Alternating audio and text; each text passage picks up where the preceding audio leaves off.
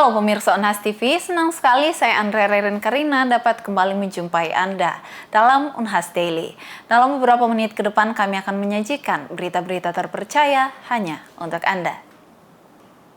Penggunaan DOT pada bayi menjadi salah satu kebiasaan yang diterapkan orang tua untuk menenangkan dan membuat bayi tidak rewel. Hal ini biasanya dilakukan oleh para ibu yang bekerja di luar rumah. Namun, penggunaan DOT yang dianggap sebagai alat bantu menyusui yang efisien ternyata memiliki sejumlah dampak buruk bagi bayi. Lantas, apa saja bahayanya? Simak informasi selengkapnya untuk Anda. Dokter spesialis anak, Dr. Adariana HKMKes SPA Konsultan, menegaskan tidak disarankan kepada orang tua untuk menggunakan botol DOT pada bayi saat memberikan air susu ibu atau ASI eksklusif. Dirinya mengatakan proses menyusui memerlukan koordinasi sekaligus melatih otot-otot bayi untuk menghisap.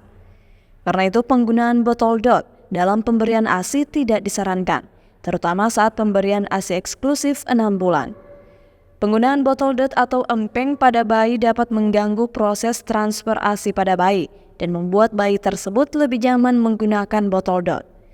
Apabila seorang bayi telah terbiasa meminum ASI melalui botol DOT, Dr. Adariana mengatakan akan terjadi perubahan terhadap pola hisap bayi, sehingga bayi akan lebih cepat untuk berhenti menyusu.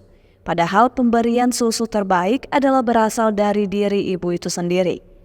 Saat menyusui secara langsung mengandung kuman-kuman baik yang dapat meningkatkan ketahanan tubuh bayi, karenanya bisa mencegah bayi terserang berbagai penyakit yang bisa mengancam kesehatan bayi.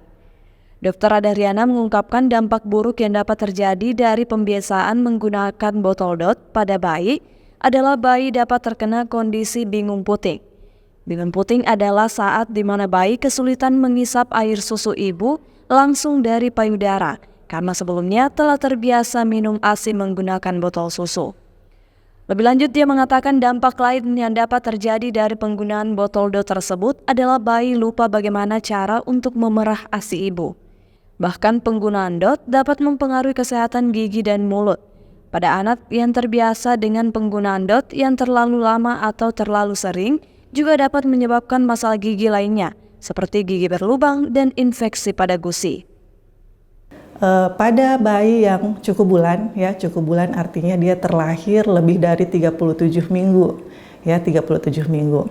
Nah, untuk terkadang memang ada ibu yang terakhir misalkan ASINya tidak cukup, sedangkan sudah ada indikasi untuk menambahkan susu formula selain ASI kan kita tahu ASI adalah yang terbaik tentunya selain ASI yang terpenting lagi adalah proses dari menyusu langsung ke ibu karena ada manfaat dari situ.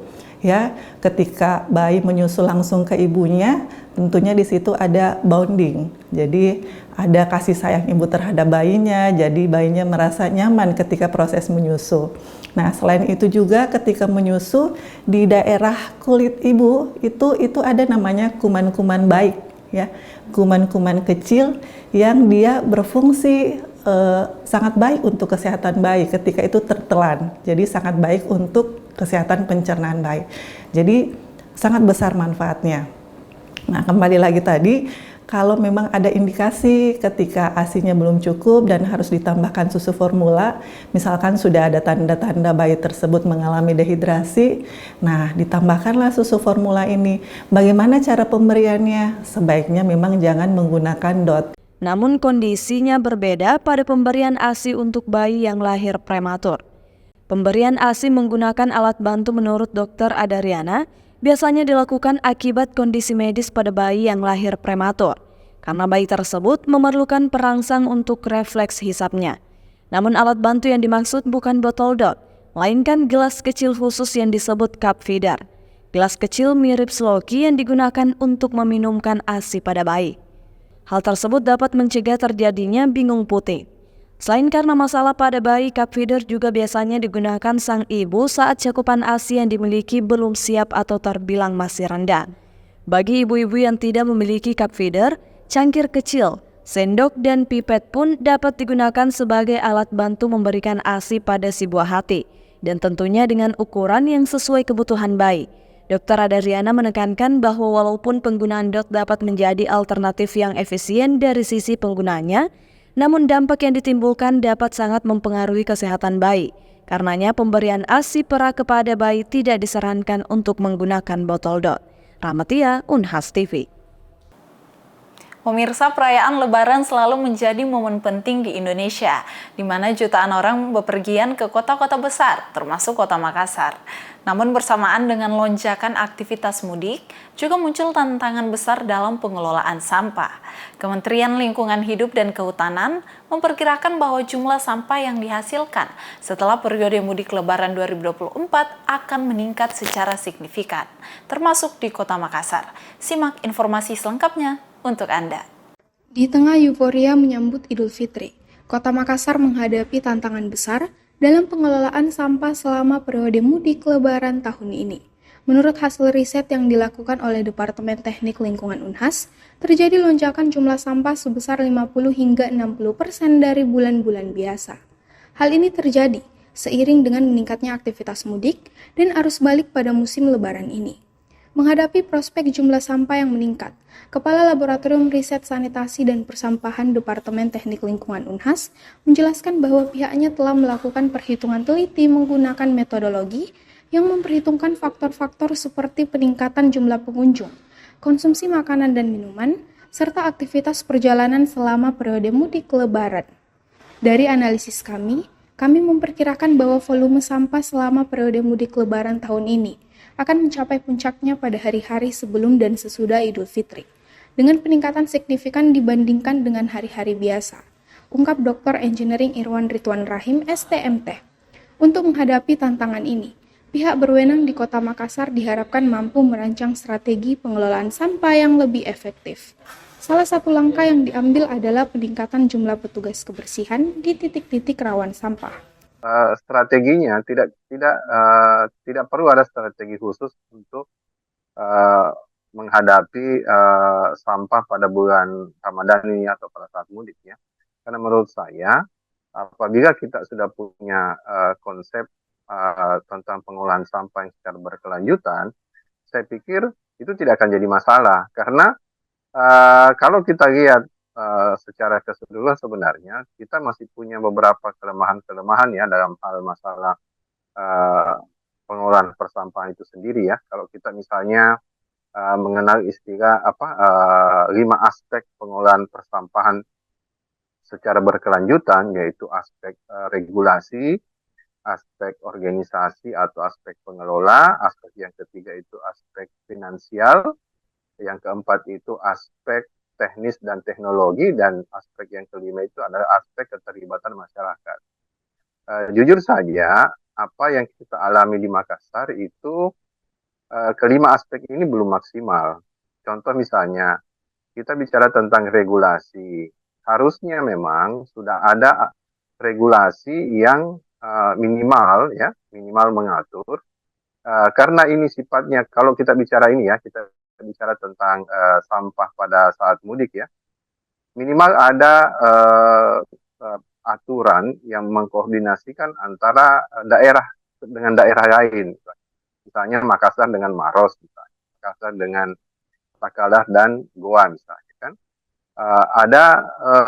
Apalagi ada semacam mungkin aturan yang bisa dijadikan dasar bersama untuk misalnya bagaimana menyediakan fasilitas ya minimal pewadahan yang sesuai dalam pengertian baik itu secara kuantitas maupun komposisi sampah yang kita bisa identifikasi sebenarnya. Dan hanya Ramadan ya, artinya kita tidak bicara tentang nanti bulan Ramadan baru membicara tentang pengolahan sampah yang lebih baik, tapi menurut saya itu harusnya punya strategi tersendiri untuk apalagi untuk bagaimana mengelola sampah itu menjadi lebih baik. Karena kan kita tahu bahwa seperti misalnya libur Ramadan, libur Idul Fitri, libur Idul Adha, libur Natal dan sebagainya itu kan setiap tahun kita alami ya, kita hadapi. Nah, harusnya kan kita sudah punya strategi-strategi itu tadi. Misalnya fasilitasnya diperbanyak atau misalnya memang sejak awal kita sudah punya komitmen untuk kemudian mengolah sampah sejak awal gitu. Minimal tempat sampah antara sampah organik dan anorganik itu sudah terpilah gitu kan, sehingga memudahkan dalam hal pengolahannya. Nah, kita ini kan mungkin masih belum familiar dengan itu kan, walaupun tempat sampahnya sudah terbagi dua, tapi ya artinya di beberapa kasus ya, kalau misalnya kita lihat di Makassar, walaupun tempat sampah yang sudah terbagi dua, pas kita dekati isinya tetap sama juga. Artinya memang itu tadi, termasuk aspek yang kelima tadi, aspek keterlibatan masyarakat memang masih harus menjadi salah satu hal yang harus terus kita lakukan ya, mengedukasi, terutama mengedukasi tentang bagaimana mengolah sampah itu sejak dini, ya, sejak usia dini maksudnya. Ya. Jadi saya kira itu saya mungkin ya, harus ada apalagi upaya-upaya untuk bagaimana mengelola sampah itu menjadi lebih baik, dan bukan hanya karena persoalan masalah hari-hari tertentu ya, tapi karena kita berasumsi bahwa ya sampah itu adalah sesuatu yang harus diolah. Dirinya juga menekankan pentingnya peran aktif masyarakat dalam mengurangi dampak lingkungan dari peningkatan jumlah sampah selama periode mudik lebaran. Kami mengajak seluruh masyarakat untuk berpartisipasi aktif dalam program pengelolaan sampah, seperti pemilahan sampah dan pengurangan penggunaan plastik sekali pakai.